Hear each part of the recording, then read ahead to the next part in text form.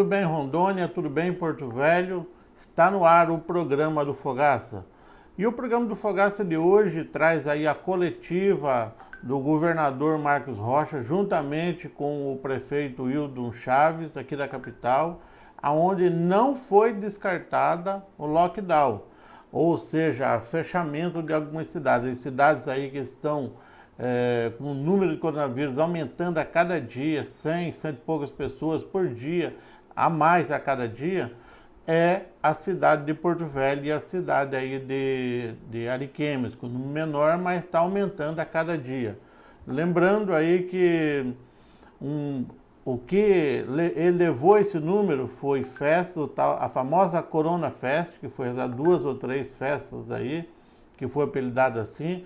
Também alguns velórios aqui no município de Porto Velho, um exemplo, Almir Canduri, que é uma figura da política lá de Guajará-Mirim, um velório que foi realizado por 12 horas, aonde aí já contaminou várias pessoas nesse velório, pessoas que foram no velório. Por exemplo, o filho dele já acabou morrendo, já tem outras pessoas da família também que estão aí infectadas com coronavírus, infectou muitas pessoas, porque era uma pessoa bastante conhecida e acabou aí levando um monte de gente, aí o filho dele acabou sendo infectado dentro do hospital e infectou muitas pessoas aí. Mas vamos à atualização do número de coronavírus aqui no estado de Rondônia. São 1.222 pessoas infectadas com coronavírus em Rondônia, sendo que dessas 1.222, 256 pessoas já estão curadas. Pessoas internadas, aumentou muito de ontem para cá. Hoje tem 137 pessoas internadas aí em todo o estado de Rondônia, em Porto Velho, no Semetron, na AME, no Hospital de Base, no Cosme Damião, Hospital Regional de Cacoal, Hospital Regional de Buritis e outras localidades aí do estado. Também o número de óbitos aumentou 2 pessoas. Hoje temos 39 óbitos aí no estado de Rondônia. Pessoas que vieram a falecer aí devido ao coronavírus. A gente volta já com o programa do Fogaça. Você está assistindo Programa do Fogaça, no oferecimento de site O Observador e Rádio Rio Madeira. Infelizmente a gente vem passando aí por essa questão do coronavírus, né, que tem aí tirado vidas de pessoas, tem trazido mal à saúde de muita gente, né? E a gente precisa tomar atitudes.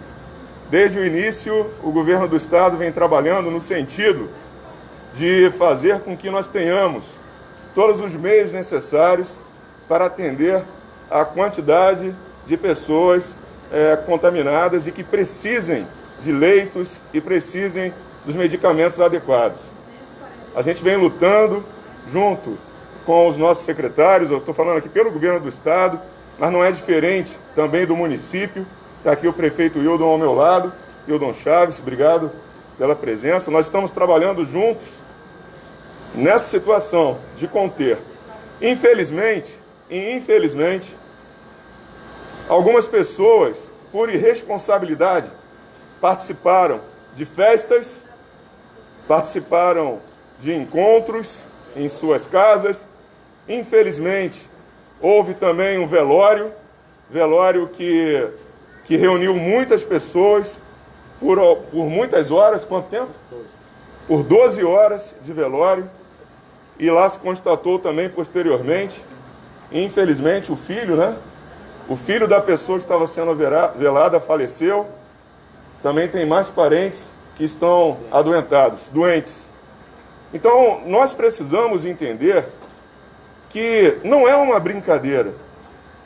Até mesmo o fato, e eu preciso dizer aqui, e conversei isso com o prefeito, conversei isso com outras pessoas, com a FEComércio, com a Fiero, até mesmo quando a gente lança alguma questão, e infelizmente alguns, não são todos, mas alguns, por mentira, desviam a atenção, né? Ou criam situações que posteriormente pode trazer prejuízo para as suas próprias vidas.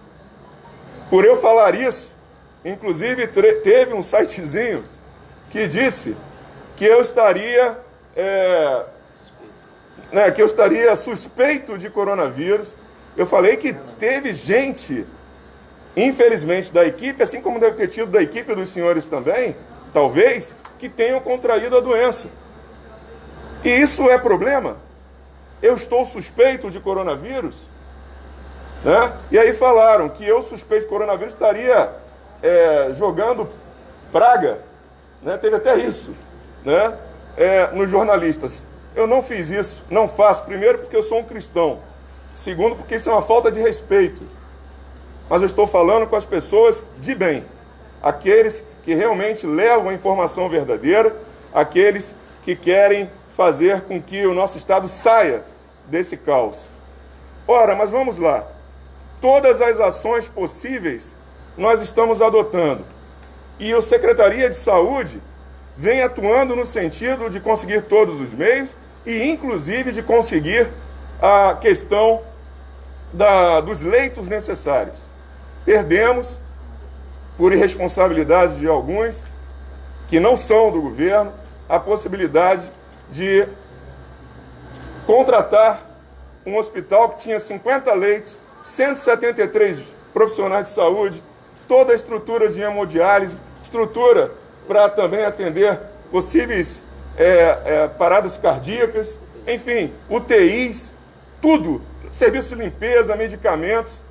E agora a estrutura que nós perdemos, em razão de fofocas, isso é a grande verdade, nós agora, se quisermos o mesmo hospital reduzido, vai ser praticamente o dobro do preço. E a gente não vai poder fazer isso.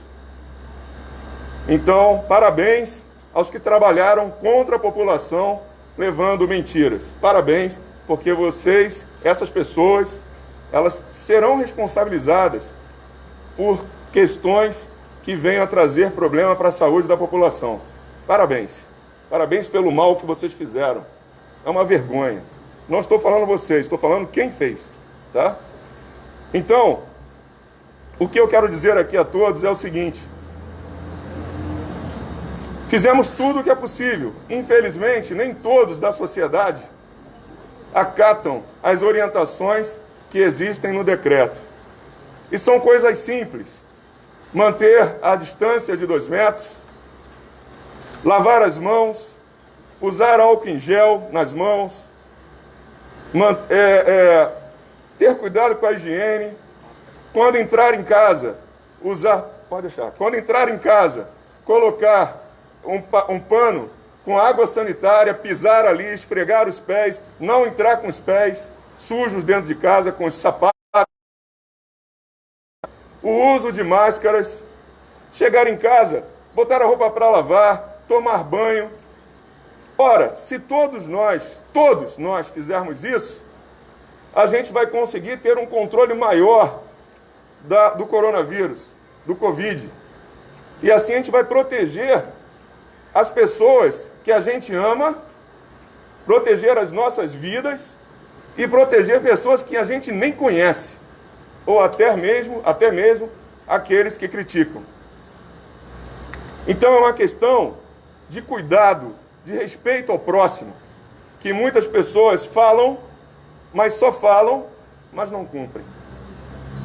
Por causa dessas ações, por causa dessa falta de respeito entre as pessoas, há uma grande possibilidade de que, se a população, a nossa população, principalmente aqui em Porto Velho e Ariquemes também, onde os números têm subido muito, se nós não tomarmos as medidas necessárias e se um não orientar o outro, moço, bota a máscara, moça, não toque aí nas pessoas, não toque em mim, né?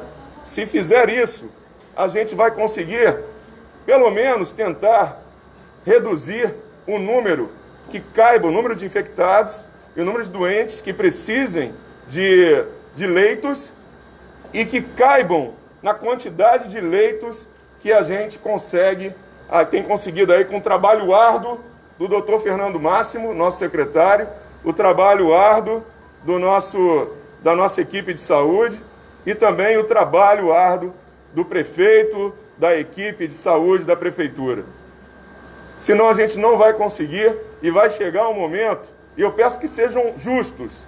Não peguem um pedaço do que eu estou falando, por favor, sejam honrados para criar questões. Peguem a notícia como um todo. Se todos não ajudarem, então, infelizmente, nós precisaremos sim entrar, não num lockdown, que é a torada total, não é isso, mas entrar iniciando num distanciamento social avançado, não é isso? Ampliado, avançado, né? Que é o que está dizendo lá na questão do próprio Ministério da Saúde. Senhores e senhoras, aqui, eu quero deixar bem claro, não existe partido, existe, prefeito? Não existe partido, não existe se é homem ou se é mulher, não existe idade. Aqui é uma questão de gente procurando ajudar gente. É só isso. É só isso. Agora, o tempo inteiro trabalhando para manter, a gente poderia voltar aos comércios abertos totalmente, né, legalmente, em poucos dias, se nós tivéssemos feito, se toda a população tivesse feito aquilo que é necessário. Mas, infelizmente, o que a gente vê, quantos falecidos? E agora? 39 falecidos, 39 famílias perderam seus entes por causa dessa doença. A tendência e a universidade, ela está trabalhando com a gente, como eu disse, uma equipe de professores, e eles fizeram um estudo que está batendo com a realidade do que está acontecendo. E a gente sabe que se nós não tomarmos uma atitude, se a população não ajudar, a gente vai ter que fechar para salvar vidas. Para salvar vidas. A nossa economia do nosso país, do nosso estado, vai para o ralo. Isso não é bom, nem se alguém estiver pensando em política, porque aí o seu candidato não vai ter nem como administrar o estado no futuro. Então a gente precisa ser sábio nesse momento. E nós precisamos juntos fazer aquilo que nós deveríamos estar já fazendo. Repito, cuidar um dos outros. Fazer com que a gente consiga sair desse caos. Que ainda não está instalado o caos, graças a Deus, porque nós compramos um hospital. E compramos calados. Porque senão iam dizer que estava superfaturado também. Então, compramos quietos o Hospital Regina Passes. E nós vamos ter alguns leitos ali, ainda está em obras, uma outra parte que vai ser ampliada. É importante, senhores, repito, estarmos juntos. É importante. Chega de separação para fazer o que eu sempre sonhei, ver o nosso estado desenvolver, ver os nossos municípios crescerem.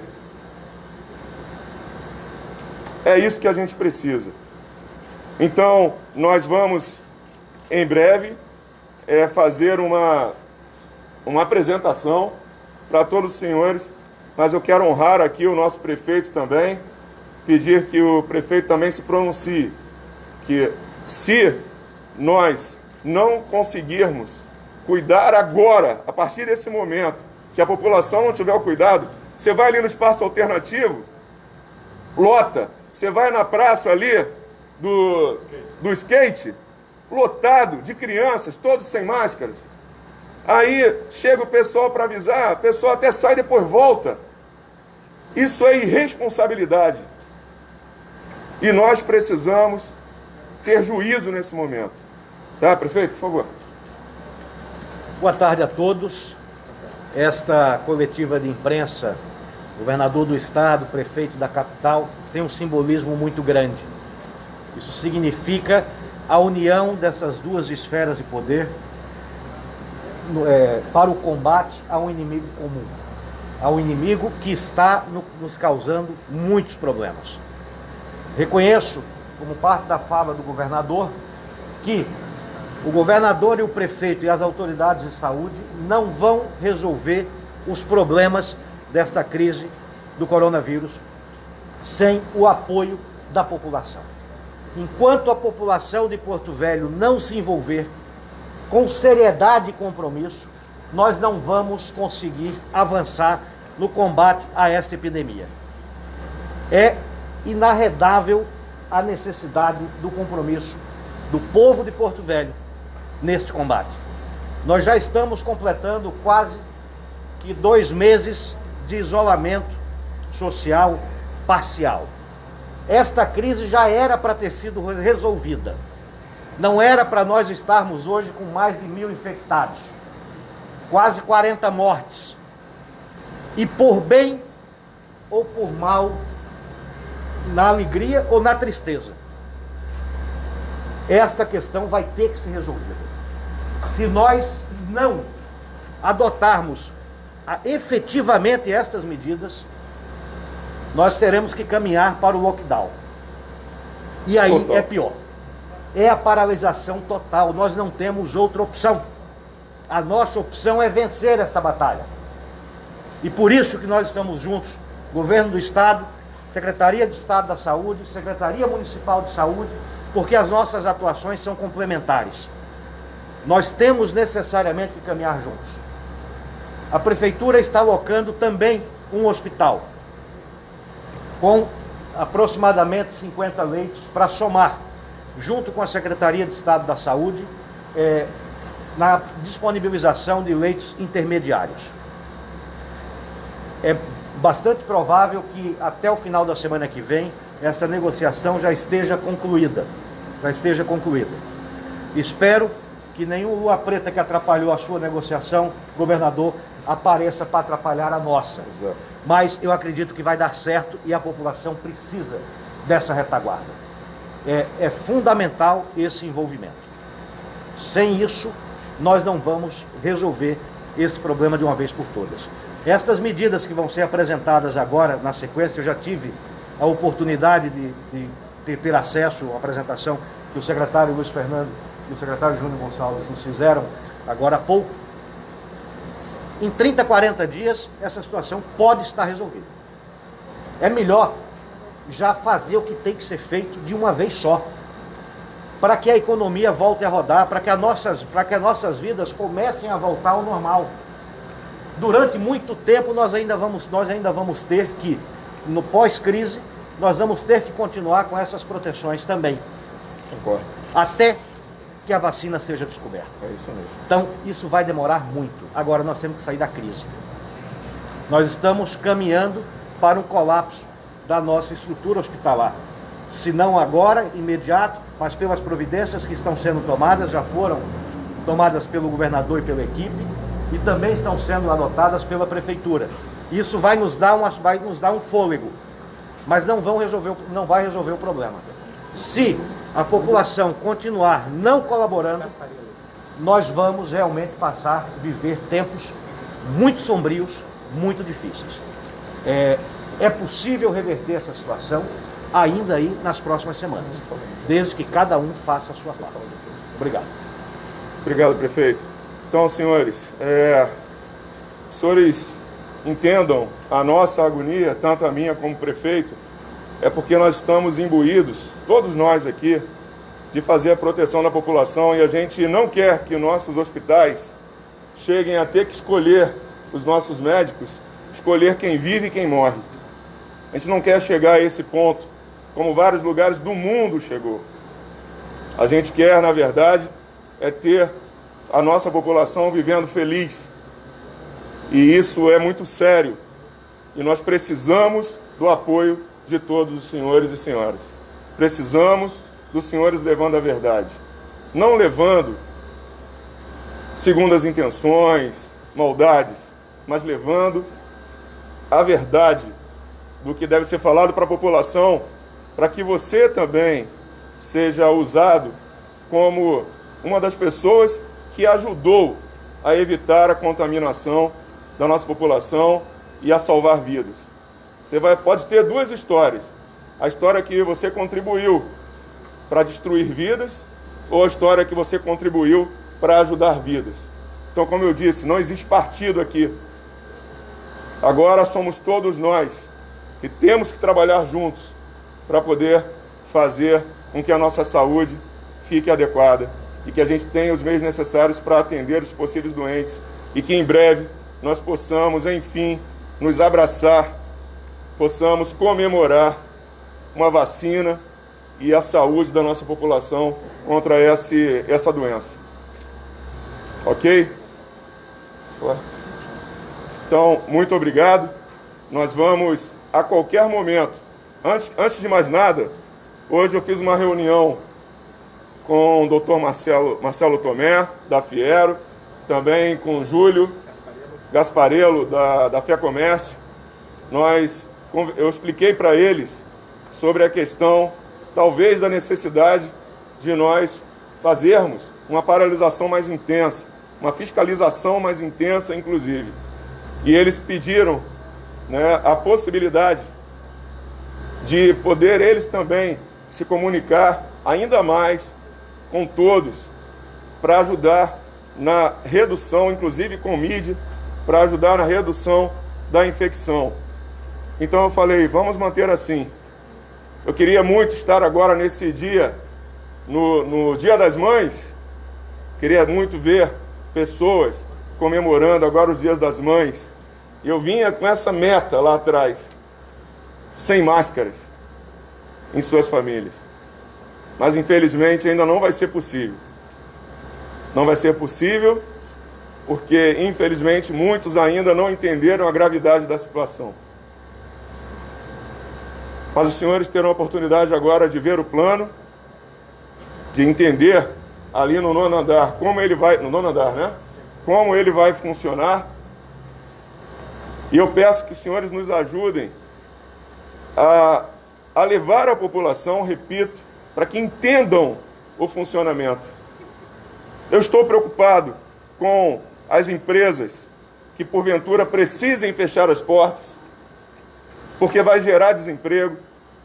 Estou preocupado também com as pessoas que precisam do leito hospitalar, precisam de uma atenção especial. Portanto, senhores e senhoras, a gente clama, tanto eu como o prefeito, como os nossos secretários, como os governos como um todo, nós clamamos pelo apoio de todos os senhores e senhoras. Muito obrigado, que Deus nos abençoe. Alguma? Não, eu acho que lá em cima pode fazer as perguntas. Só um minuto, Cíntia. Como ali, nós fizemos aqui porque é ambiente aberto. Então, lá em cima é fechado. Então é importante, se possível, não subir todos. Peço isso, por favor, que subam 1 ou 2 de cada emissora no máximo, para que a gente possa evitar, né, em caso de alguns dos senhores que a gente não sabe, qualquer um de nós, né, de repente ajudar a fazer essa transmissão do vírus, porque pode ter pessoas que estão sem sintomas e são portadoras do vírus, tá? Então, os que subam no máximo 2 para proteção, tá bom? Muito obrigado. Você está assistindo Programa do Fogaça, no oferecimento de site O Observador e Rádio Rio Madeira. Olá, é com muita alegria que eu venho compartilhar com a nossa população de Cacoal mais uma obra realizada, que está sendo realizada no município de Cacoal. E dessa vez são as calçadas de acessibilidade. Nós temos em diversas avenidas e principalmente as ruas do centro, General Osório, São Luís. Aquele centro será realizada essa calçada padronizada, onde as pessoas com dificuldade de acessibilidade terão a oportunidade de ter o seu contato, seu passeio ao centro da cidade. Nós iniciamos aqui pela Avenida Guaporé e nós temos a Pioneiros e tantas outras ruas da nossa cidade que será feita essa calçada de acessibilidade. Com certeza, o portador de deficiência, tanto cadeirante como visual, ele terá a oportunidade de trafegar com tranquilidade. Ele terá acesso à sua locomoção com toda tranquilidade. Então, aqui inicia esse trabalho. É uma obra grande, são várias ruas e avenidas que depois vocês possam ter o acesso através do nosso site da Prefeitura, do mapa onde será realizado. São diversas ruas. O valor da nossa obra é de 2,5 milhões. Está ali a pavimentação e qualificação de vias urbanas, lote 3, acessibilidade. Então é uma obra maravilhosa. É urbanização, é beleza na cidade e também a acessibilidade de locomoção para os deficientes físicos e visual poderão ter a oportunidade de estar tendo essa locomoção dentro da nossa cidade de Cacoal, que nós estamos lutando, mesmo com todas as dificuldades, com o coronavírus, nós estamos lutando para deixar nossa cidade, o centro da cidade, bonito. Mostra um pouco mais do serviço, André, para que as pessoas possam ver. Iniciamos aqui pela Avenida Guaporé.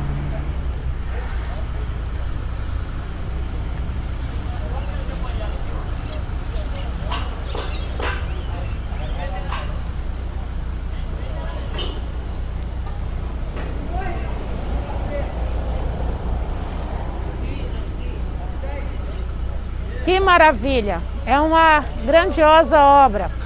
E nós vamos compartilhando. Nós temos que continuar avançando, as obras continuam. Essa é uma das obras que nós batalhamos lá atrás. E tantas outras que estão encaminhadas, que estão em execução. Como é o caso da iluminação ali da Avenida Guaporé, que o posteamento está praticamente pronto. Aqui ao lado nós temos a Escola José de Almeida, que também está em reforma. E tantas outras obras dentro da nossa cidade. Nós vamos compartilhando com vocês para que o cacoalense tenha cada dia mais orgulho da nossa cidade.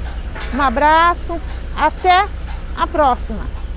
Você está assistindo Programa do Fogaça, no oferecimento de site O Observador e Rádio Rio Madeira. Olha aí, Rolim de Moura, começando a fase dos asfaltamentos em nossa cidade. Estamos aqui na Corumbiara, uma avenida importante que corta a nossa cidade de ponta a ponta praticamente. E chegou o momento da Corumbiara ser asfaltada. Esse asfalto, eu comecei ele em 2018, ele era para estar pronto. E aquele meu afastamento parou a obra. Agora estamos reiniciando, demorou 1 ano e pouco para mim destravar o projeto novamente, arrumar ele e recomeçar a obra. Agora nós vamos terminar ela, com 90 dias vai estar pronto. Os moradores aqui estão muito felizes. Conversei com o Ezequiel no outro lado da rua aqui, conversei com o seu João aqui, que tem um armazém aqui. Eles estão contentes. E quero aqui fazer um agradecimento especial ao senador Assir Gurgas. Essa emenda é sua, senador. É o seu dinheiro, o seu recurso sendo bem trabalhado e à disposição da população de Rolim de Moura. Obrigado, senador. Um abraço ao senhor em nome da população de Rolim de Moura. Você está assistindo Programa do Fogaça, no oferecimento de site O Observador e Rádio Rio Madeira. Um vereador de Ariquemes é suspeito de agredir o deputado estadual Geraldo da Rondônia dentro de um supermercado da cidade. O irmão do vereador também teria participado das agressões. Segundo o boletim da Polícia Militar, o crime aconteceu na última semana. Conforme o registro, o deputado estava no estabelecimento da família quando o vereador e o irmão se aproximaram e o abordaram com alguns questionamentos. Infelizmente, em pleno século XXI, você vê bem, né, quando ele me questionou essa questão da exoneração, de fato, né, e eu disse para ele, já tinha conversado, que não tinha mais clima, não tinha mais harmonia, né, da gente estar ali caminhando junto. Deputado Geraldo, com a parceria com ele. Segundo o deputado, o que motivou a agressão foi o fato de alguns familiares do vereador terem sido exonerados. Nós exoneramos a esposa dele, uma assessora e seu irmão. E ele já vinha me questionando se ia exonerar ou não. Mas na reforma administrativa da Assembleia, através do presidente Laerte, incluiu-se os nomes deles. Quando ele se deparou com essa situação, bem no dia, se não me engano, no final de abril, aí foi quando ele começou a me procurar. A gente tem aí várias provas, né? Ele indo na frente da minha casa várias vezes, ir no mercado, ameaçando o meu irmão, e eu, como parlamentar, pai de família, sempre procurando evitar. Não satisfeito com a situação, o vereador e seu irmão começaram a agredir o deputado com socos e pontapés. Por estar se recuperando de uma cirurgia, o deputado tentou correr, mas não conseguiu.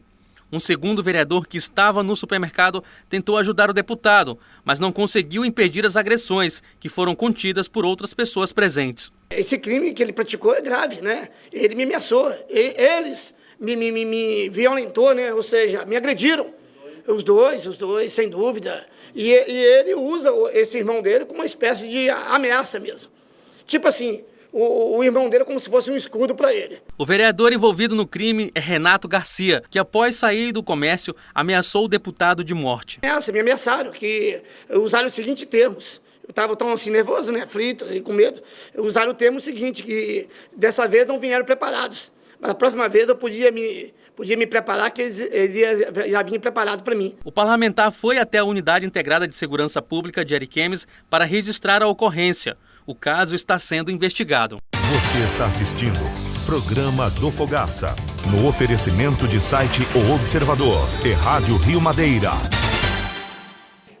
Conta com 3 linhas de atuação por parte do Ministério. A primeira delas foi a medida provisória 936, que teve uma interferência, ou teve uma contribuição muito efetiva por parte do Ministério do Turismo, que foi a medida provisória visando ali, né, a possibilidade da suspensão de contratos de trabalho, flexibilização de jornadas de trabalho também. Isso aí foi muito importante naquele momento. Sabemos que, por exemplo, o setor hoteleiro, praticamente 50% do impacto na sua receita é pela folha de pagamento. Depois veio a medida provisória, a 948, uma medida provisória que veio regulamentar a relação entre as empresas e os consumidores, e o foco principal, obviamente, era garantir na integralidade o direito dos consumidores, bem como também dar um alívio para as empresas do setor do turismo e da cultura.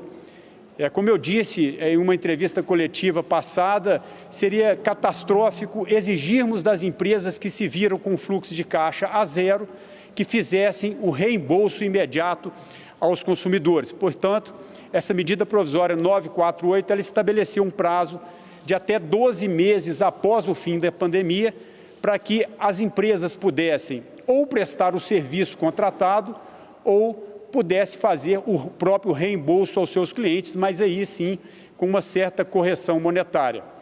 E hoje, no Dia Nacional do Turismo, nós viemos aqui anunciar a medida provisória 963, que é um crédito extraordinário vindo para incrementar o Fungetur, o Fundo Geral do Turismo, em pelo menos 5 bilhões de reais. Eu aproveito esse momento aqui para agradecer a sensibilidade do presidente Jair Bolsonaro, que foi fundamental, né, nesse socorro ao setor do turismo.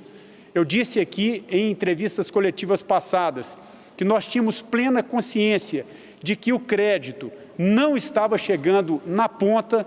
As empresas prestadoras de serviços turísticos no Brasil, bem como os guias de turismo no Brasil, não estavam tendo acesso ao crédito, e essa medida provisória ela vem exatamente para corrigir essa distorção e fazer com que as empresas, desde a microempresa, do empreendedor individual, a pequena, a média, até a grande empresa, possa ter um acesso efetivo a esses créditos. Eu, obviamente, agradeço também ao nosso ministro Paulo Guedes, que lidera a nossa economia, que também se sensibilizou, fazendo a liberação desse recurso, visando socorrer as empresas do turismo.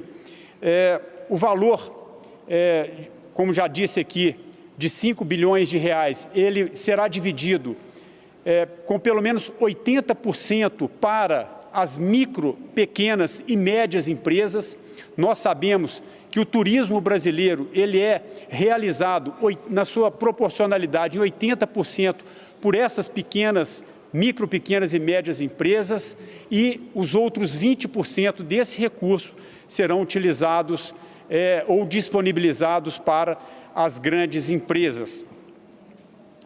Na próxima semana, o Ministério do Turismo já está elaborando o aditivo que será assinado com a Caixa Econômica Federal. Esse recurso, ele estará disponível também em pelo menos 17 instituições credenciadas por todo o Brasil, obviamente com destaque aqui para a Caixa Econômica Federal, pela sua grandeza, pela sua capilaridade, facilitando, obviamente, o acesso a todos a esse crédito. Então, essa primeira etapa, ela se conclui hoje com a medida provisória 963. E quero aqui também fazer referência aos guias de turismo do Brasil. Nós sabemos da importância dos guias de turismo do Brasil. O acesso ao crédito, esse fundo, o Fungetur, esse pacote, ele dará acesso a crédito às pessoas jurídicas, e os guias de turismo, pessoas físicas, terão também um pacote já sendo anunciado na próxima semana para contemplar os mais de 20 mil guias de turismo no Brasil. Então, essa foi a primeira etapa que o Ministério do Turismo conclui na sua integralidade. Aquilo que nós planejamos anteriormente foi concluído em 100% com essas 3 linhas de atuação, e uma delas sendo elogiada, inclusive, pela WTTC e também pelo o T20, que são os 20 países do G20, obviamente, que atuam no turismo, que é a medida provisória 948, que foi considerada muito inovadora, preservando essa relação entre as empresas e também os consumidores. E para fechar agora, iniciamos a segunda etapa. A segunda etapa, ela consiste na retomada do turismo brasileiro. Esse planejamento, ele já está sendo concluído no âmbito do Ministério do Turismo, para que, obviamente, no momento adequado, no momento que haja a condição do retorno do turismo, nós já estejamos preparados para que essa retomada ela possa se dar de uma forma mais eficiente possível. E foi por isso que nós imprimimos um esforço muito grande nessa primeira etapa, para conseguirmos passar por essa crise, passarmos por esse momento difícil e evitar o desmonte do setor do turismo, evitar que haja uma quebra generalizada das empresas. Sem a sobrevivência das empresas, nós jamais conseguiríamos fazer a retomada. Consideramos que a primeira etapa foi concluída de forma com muito sucesso.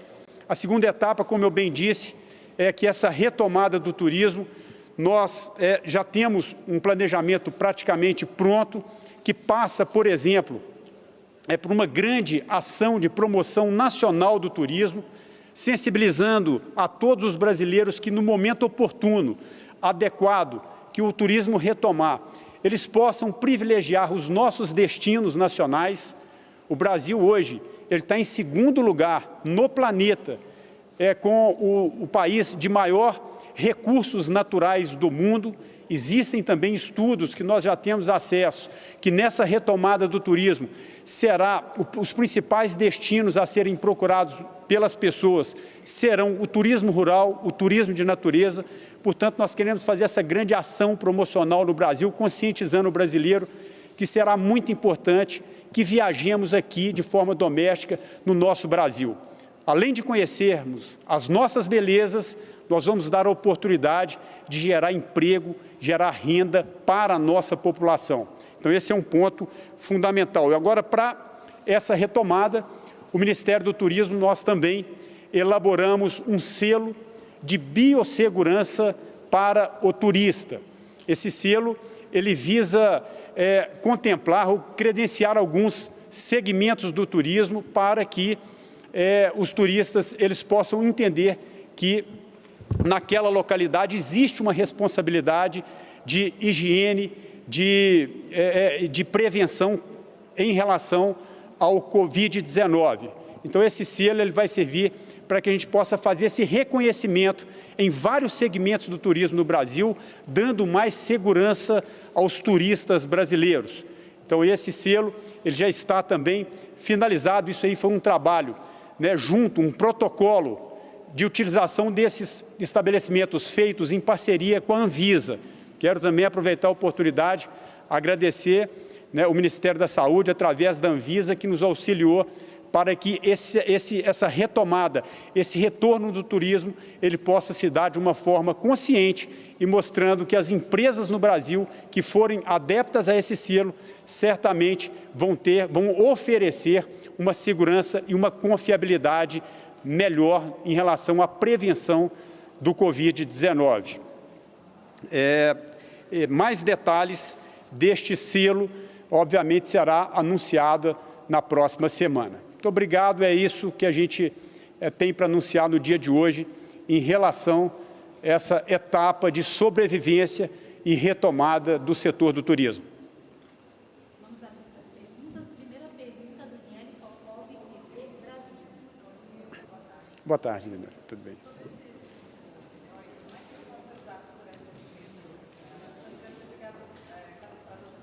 Exatamente.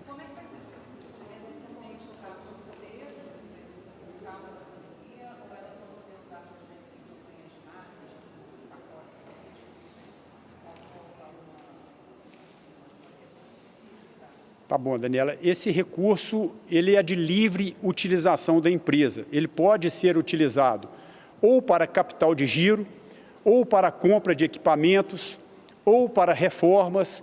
Então, é um recurso que, sendo acessado pelas empresas, será de livre utilização. Próxima pergunta, Fábio Furacão, ao Valor Econômico. Como é que vai?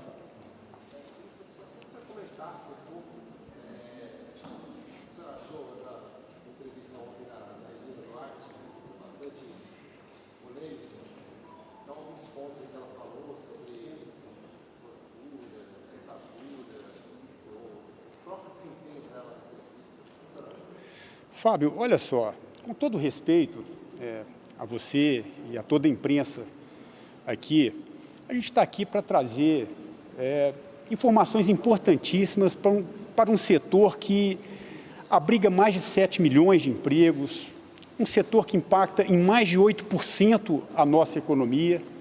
Então, a gente vai perder a oportunidade aqui de falar, por exemplo, que as taxas praticadas, né, pelo Fungetur, elas vão ser abaixo de 1%, que isso nunca teve na história do turismo. A gente quer ainda melhorar isso ainda mais na próxima semana, numa conversa com a Caixa Econômica, assemelhar a taxa que será oferecida para as empresas a um dos créditos mais baratos que tem no mercado, por exemplo, que é o crédito imobiliário. Então, nós vamos perder a oportunidade de falar aqui que nós teremos carências de até 12 meses para que essas empresas possam iniciar o pagamento. Então, eu acho que a gente precisa de focar mais naquilo que é relevante para o Brasil. Então, a Regina, ela participou de uma entrevista coletiva ontem, que eu acho que foi feita de uma forma inadequada, eu acho que não precisava daquele tom, daquele nível, e eu vou me abster de fazer comentários em relação à entrevista dela ontem. Obrigado, Fábio. Última pergunta, Gabriel Shinohara, O Globo. Tudo bem, Gabriel?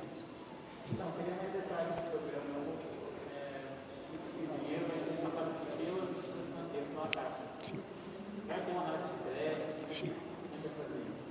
Exatamente, Fábio. Serão 17 instituições, aliás, são 17 instituições financeiras cadastradas, os bancos regionais dos estados. Eu fiz um destaque aqui para a Caixa Econômica, obviamente pela essa capilaridade da Caixa Econômica. Agora, obviamente, vai haver sim um acesso, uma avaliação de crédito, mas eu dou aqui alguns exemplos que são muito importantes. Uma possibilidade de até R$200 mil, esse crédito ele ser fidejussório, ou seja, com apenas até R$200 mil, apenas o aval ali dos sócios da empresa. Isso, repito, em até R$200 mil. e haverá, sim, essa análise de crédito. E é importante dizer também, a sua pergunta, vou aproveitar a oportunidade, que muito se questiona a questão do acesso ao crédito, pelas exigências de garantias, que são muitas.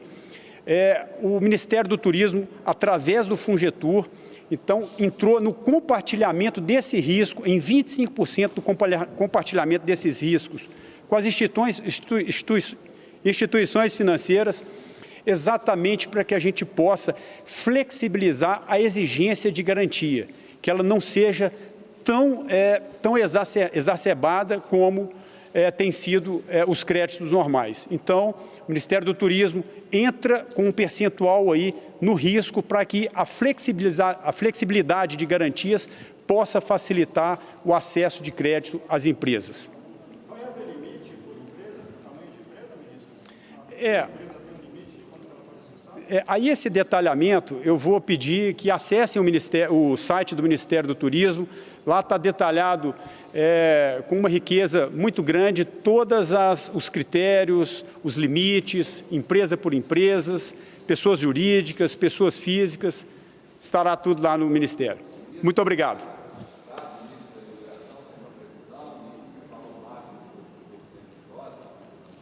Como eu disse, né, são uma série de detalhamentos.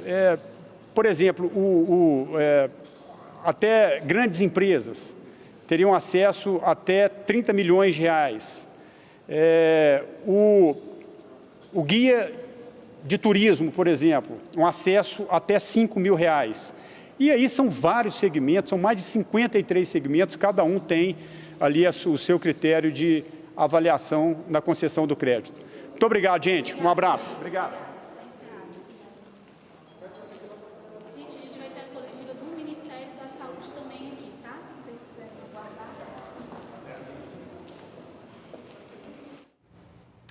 Tá aí, você acompanha com a gente entrevista coletiva no Palácio do Planalto, como temos acompanhado todos os dias.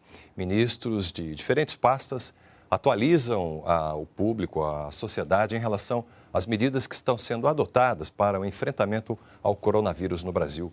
Hoje, por sinal, Dia Nacional do Turismo, o ministro do Turismo, Marcelo Álvaro Antônio, foi quem fez a sua comunicação aos jornalistas presentes, destacando as medidas, primeiramente no sentido de preservar o setor de turismo no país, evitar o desmonte e a quebra de empresas do setor. O ministro Marcelo Álvaro Antônio destacou que o turismo no Brasil emprega em torno de 7 milhões de pessoas e responde por 8% do PIB nacional. Portanto, um setor bastante forte que teve no ano de 2019 um resultado muito positivo para a economia do Brasil e que acabou sendo um dos setores mais afetados pela pandemia. Então, diante dessa situação, o Ministério adotou de pronto as medidas que preservassem a saúde financeira das empresas, que dessem condições de manter a estrutura do setor para depois uma retomada. E uma das primeiras medidas provisórias, a 936, foi a que permitiu a suspensão de contratos, representou aí uma salvaguarda importante para as empresas turísticas no país. Uma outra MP, a 948, bastante elogiada até por instituições internacionais do setor de turismo e serviços, deu um prazo de até 12 meses para prestadores de serviços na área de turismo ou fazerem a devolução dos recursos pagos pelos clientes ou prestarem o serviço contratado num outro momento pós-pandemia. O ministro destacou que essa medida foi essencial para a manutenção de várias empresas. E hoje, Dia Nacional do Turismo, o ministro anuncia uma outra MP, a 963, que vai oferecer um crédito extraordinário para os empreendedores do ramo. Um montante de 5 bilhões de reais que os empresários de turismo poderão usar com liberdade, seja para manter o seu capital de giro, seja para aquisição de equipamentos, enfim, realmente um socorro bastante importante e com um detalhe significativo, 80% desses recursos serão destinados a pequenas, micro e médias empresas de turismo no país e os 20% para os grandes empreendedores. Nós estamos trazendo essas informações, um resumo do que vimos, com a expectativa de que daqui a pouco, depois de um intervalo, possamos voltar ao Palácio do Planalto, desta vez com a atualização das informações da pandemia do coronavírus no Brasil, por representantes do Ministério da Saúde. Você está assistindo Programa do Fogaça, no oferecimento de site O Observador e Rádio Rio Madeira. Governador, quer dar outra palavra aqui para encerrar? Eu posso... Pode tudo. Posso falar mais um detalhe simples? Pode. E pedir o apoio de todos os deputados. Eu estou bastante preocupado, muito preocupado, porque a gente veio criando uma regra para que a gente pudesse evitar, ou seja, ter a quantidade de leitos suficientes para atender a demanda de pessoas que venham a necessitar ser internadas. Pessoas que podem ser familiares meus, ou a mim mesmo, ou familiares dos senhores, ou os senhores mesmo. E eu acabei perdendo a chance de alugar o pronto-acorde, que viria completo, que viria com 173 médicos, com hemodiálise, recuperador cardíaco, viria com todos os medicamentos, viria, enfim, todo o hospital completo, em razão das fake news lançadas, né, na mídia. Hoje, depois de tudo isso, o dono do pronto-acordes, ele acabou percebendo que teria desvantagem se alugasse o hospital e desistiu do aluguel. Conclusão, hoje nós estamos sem leitos e eu passei a maior parte do dia ontem conversando no governo federal para que nós conseguíssemos então a ajuda direta dele. Nós, há 15 dias, nós tínhamos uma morte. Até ontem foram 32 mortes. E, infelizmente, com certeza nós teremos outras e muito mais.